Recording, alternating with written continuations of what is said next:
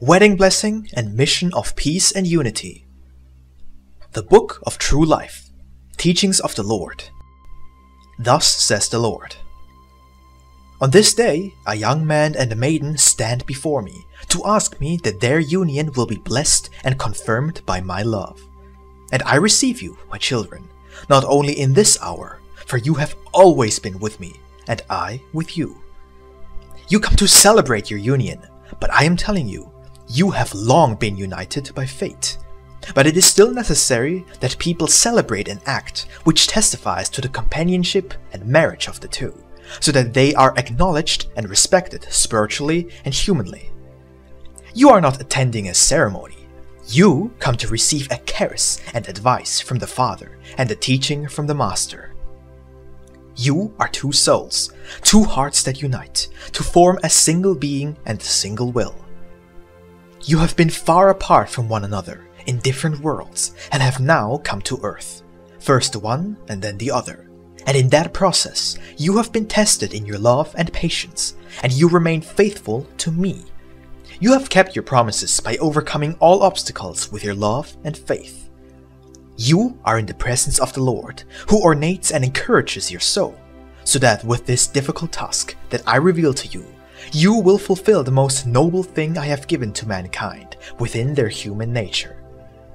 You are now entering in fulfillment of an ideal into this institution of love, sacrifice, and life, of renouncement and obedience towards your destiny. And for the safety of your steps in this new path, you come to me with a desire for light, and this I exude abundantly upon you. You man, the ability I have bestowed upon the first man on earth, I have bestowed upon you as well. Talent, will, and energy, as well as strength, life, and seeds. You symbolically hold a sword in your right hand and a shield in your left. For the earthly life challenges you to a fight, in which you men are soldiers, keepers of peace, justice and virtue, and defenders of humanness. I am making you soldiers in this battle, and I am positioning a maiden to your left side, close to your heart. She is spiritually, morally, and bodily a flower in a lovely garden who is cherished by me, a pleasure garden lusted after by human passions, which Mary, the Divine Mother, continually guards, protects, and waters with the crystal clear and pure water of her virginity and chastity. You have humbly asked me for this flower, and I have lovingly given it to you. This is the greatest thing a man can possess in this life. You are not bound to your parents. In order to fulfill this destiny, you distance yourself from them, and you remain on the path of the battle of life. Your children will distance themselves from you as well, when the time has come to start out towards their destiny. They will leave the parents' nest, and at that point, only the mate of life will stay close to the heart of the man, the woman he chose, who has shared his joys and sorrows with him, and whose union only death can sever. It is my word of love that unites you and gives you strength for your plans. Raise your countenance, walk with firm steps, be like a stick to one another. I am telling you both, be a loving mantle that dries the tears. For in spirit, you are both the same. In spirit, there is no gender or difference. None of you stands above the other. But once you incarnate, I put the man first before the woman. It is a trial for the soul, which I subject it to be a man. In the same way, it is an atonement for the soul to be a woman. Within the man there is strength, and he shall always use it with prudence. Within the woman, who has been created with tenderness and delicacy, live love and sacrifice, and both complement each other. Out of this union, this companionship of souls and bodies blossoms to life as an inexhaustible stream. Out of this seed and fertile soil sprout the seed without end. I bless and unite you with my master arm, with a divine kiss. I leave you as an example among this people, because you have come here with spiritual preparation and reverence. The people shall serve you as witnesses, and I make them responsible for you. By their elevation in this moment, I want them to sprinkle your path with happiness, so that they always find joy when they behold you smile and your peace, and that they bless you at your multiplication the way I bless you. This is my will. It wasn't the hand of a clergyman who confirmed your covenant. It was my eternal law, my love. I am leading you on the path of fulfillment, and when your life's journey ends, you will give an account to your Lord. And in that moment, you will once again hear the sound of this word, but not the sound of the human voice, but instead the one you hear within the depths of your conscience, and you will say, "The Father who preordained the path of our soul tells us today that we have reached our destination, and that we shall present our work. There I expect you in my homestead, on the peak of the mountain, so you may behold your Lord. I want to receive you in this moment and bestow you with my blessing. Today I give you the seed, a single one, but tomorrow you will return it to me multiplied. Yet if you want to know whether your work is pleasing to me, you will be able to discern it if your heart pleases and satisfies you. Mary blesses you too.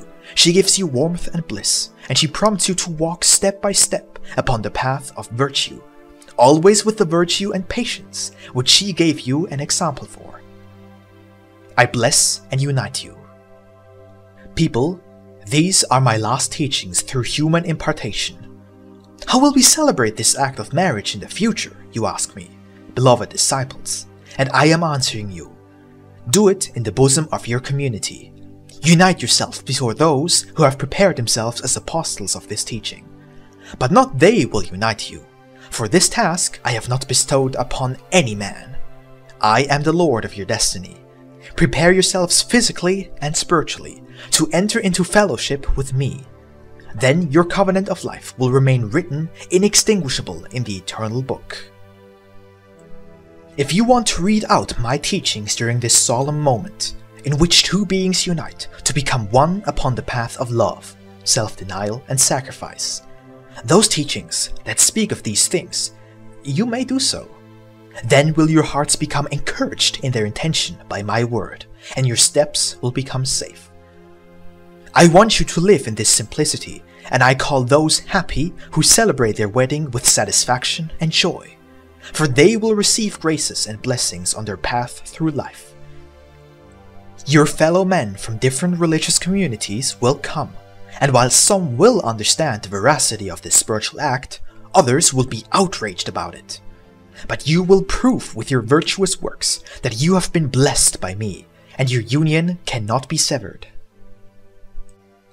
I have told you on this day that the moment in which this act is celebrated is only the confirmation of your covenant, for you have already been predestined to meet each other, and a certain attraction and love already existed between you.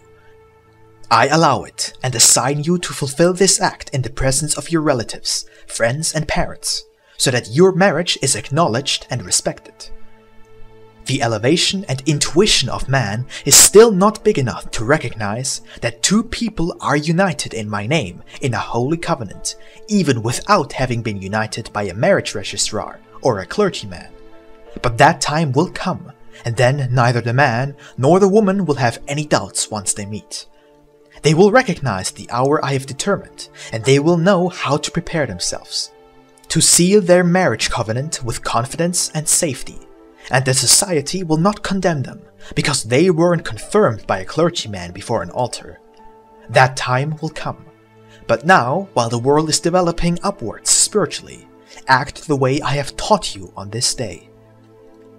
In the second era, I entered the home of many married couples who were married according to the laws of Moses.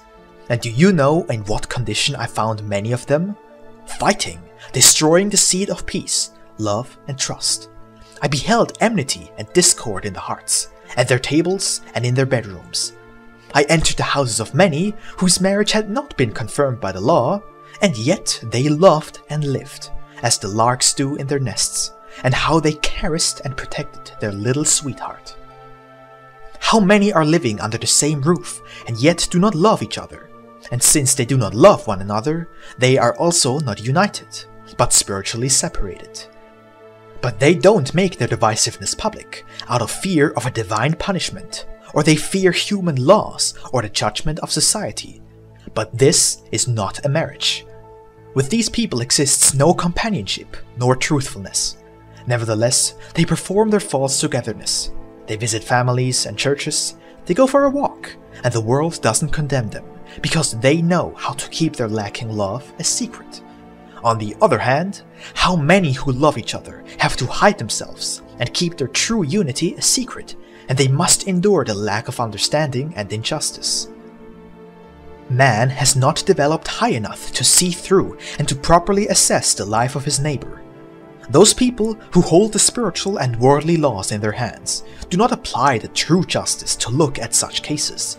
But those times of understanding and discernment which I have announced to you, in which humanity will perfect itself, those times will come, and then you will experience, like it was the case in the times of the patriarchs before Moses, that the union of lovers happens as I did it today with my children, in a spiritual manner.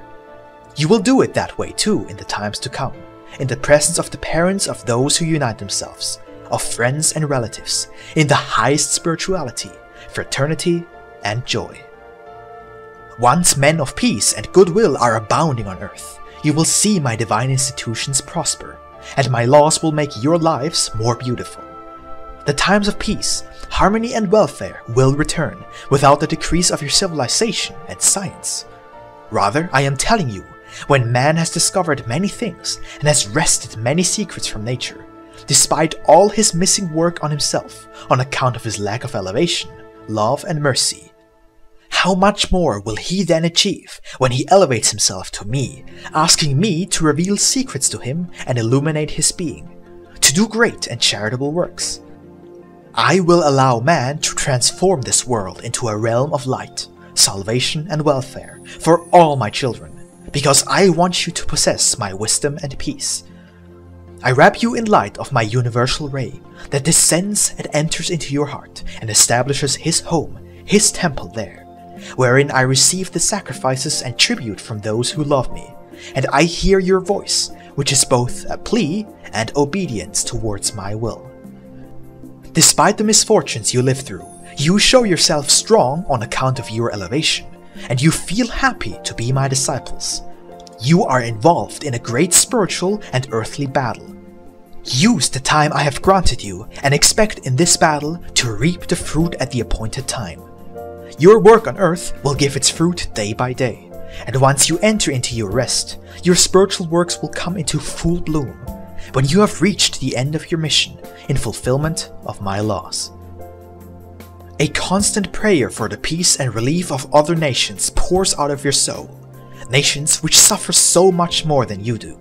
Reports about annihilation, desperation, and death reach your nation, which fill you with pain and fear, not for your own lives or those of your family, but for the life of others, people who are far from you. They suffer, and they are your neighbor.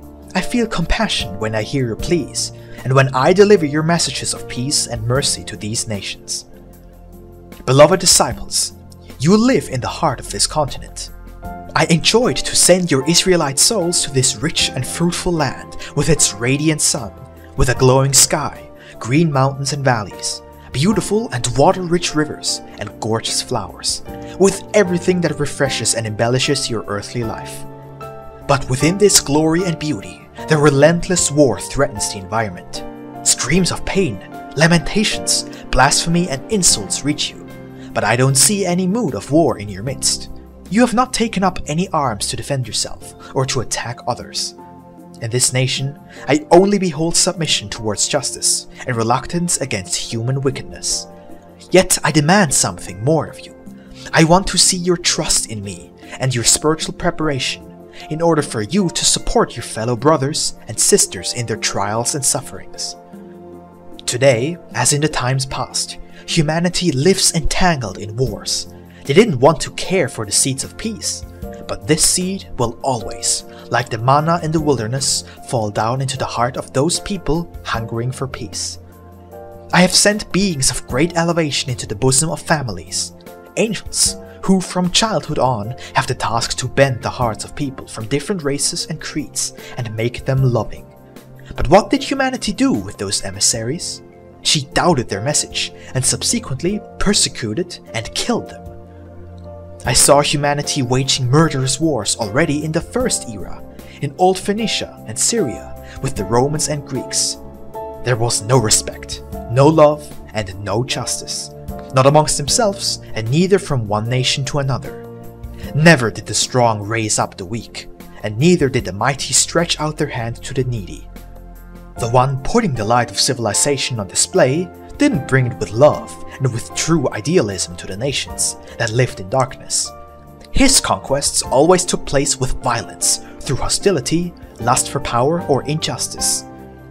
When I, as the Father, saw that ignorance reigned within these and those, I sent my prophets and forerunners into the bosom of these nations, which were differing through their ideologies and customs, so that they would speak to them about the only truth, and that they would lead them to one and the same destination.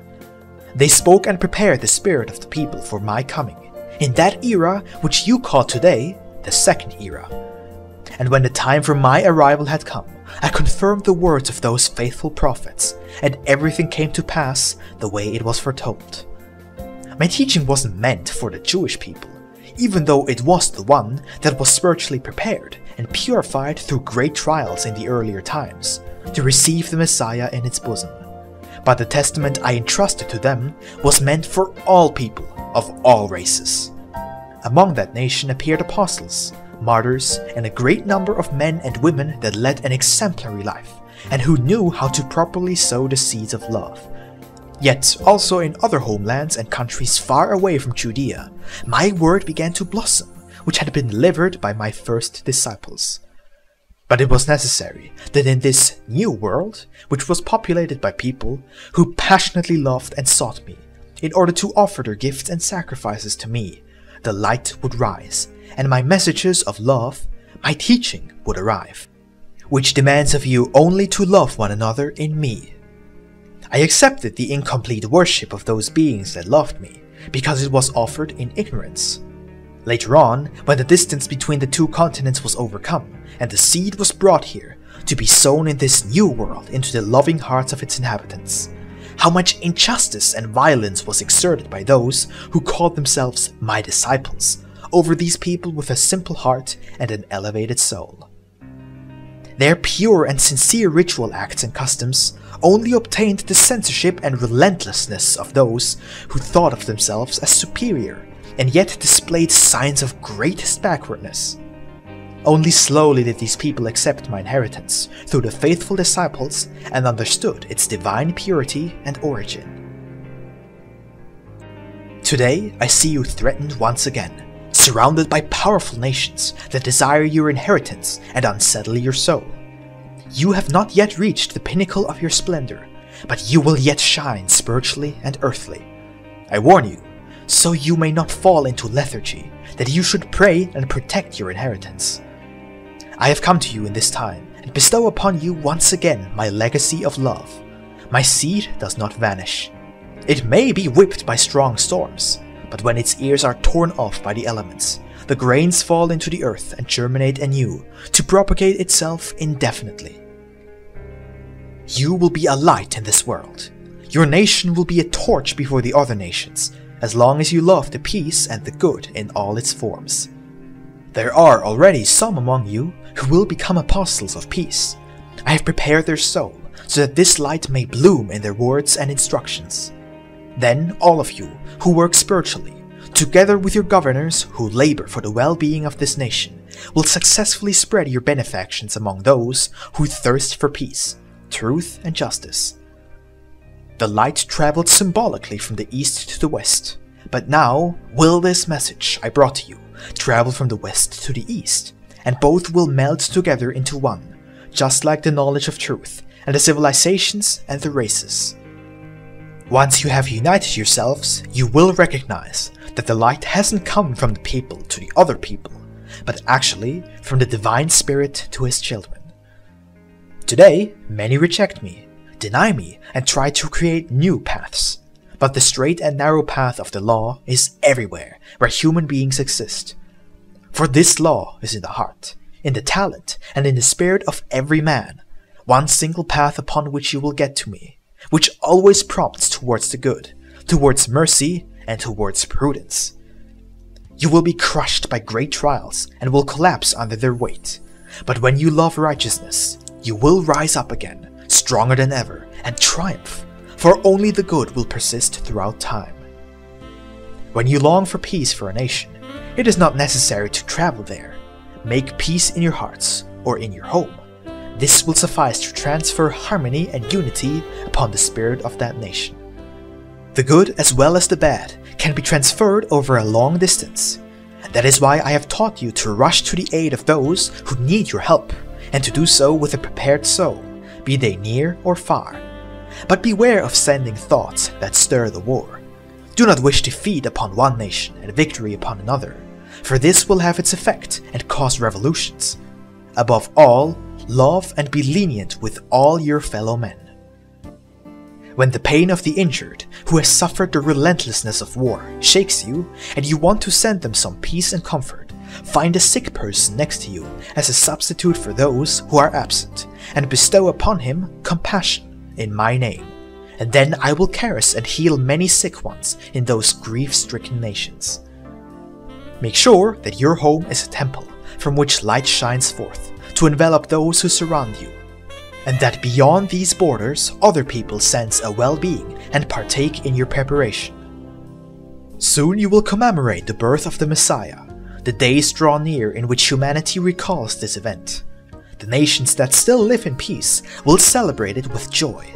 But there are many people in faraway nations for whom a time of tribulation has arrived, and which will try to forget the fear and anxiety for a moment, and to call upon my spirit in order to remember that event. Others already suffer the consequences of a war, which has plunged them into orphanhood and despair, and it coerced them to get to know pain in all its different forms. I will wrap all of them in my love. I will hear their prayers, and a stream of light will shine upon this humanity. It is necessary for you to prepare yourselves, that you will keep the entire love in your hearts, which I have revealed to you upon my 2 arrivals, in order for you to love one another with a perfect love, and that you are always intercessors and mediators of true justice. For I have chosen you to make a covenant with all people through your mediation. May peace be with you all.